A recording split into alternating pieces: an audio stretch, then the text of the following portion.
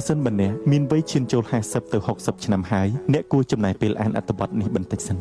អត្ថបទនេះមានសារៈសំខាន់ណាស់សម្រាប់មនុស្សដែលមានវ័យ50ឆ្នាំទៅ60ឆ្នាំ EDU សូមលើកទឹកចិត្តចែករំលែកនៅអត្ថបទនេះឲ្យបានទូលាយហើយសូមថ្លែងអំណរគុណចំពោះម្ចាស់អត្ថបទសុគំទាវដែលបានបកប្រែពីបរទេសបានយ៉ាងល្អសូមរីករាយស្ដាប់បន្តដូចតទៅ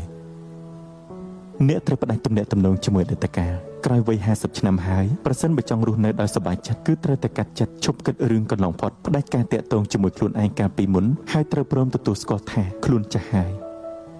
រក្សាគម្លាតជាមួយនឹងមនុស្សដែលមិនចុះសម្រុងនឹងគ្នាមិននឹករលឹកគ្នាមិនគុំគួនរស់នៅសុខសាន្តរៀងខ្លួនផ្ដាច់ទំនាក់ទំនងជាមួយរឿងដែលមិនល្អមិនសប្បាយចិត្តកាលពីមុនឲ្យអស់រៀបចំចិត្តគំនិតរបស់ខ្លួនឯងសាជាថ្មីឡើងវិញយល់ច្បាស់ថាដល់វ័យចំណាស់ណាស់ហើយគួរតែធ្វើអ្វីពេលវេលាបែបណាគួរនិយាយសម្ដីបែបណាធ្វើបែបនេះទើបមិនហួសព្រំដែនមិនបង្ខំចិត្តមិនសោកសៅស្រួលខ្លួនស្រាលចិត្តស្ថិតក្នុងពិភពរីករាយរបស់ខ្លួនឯង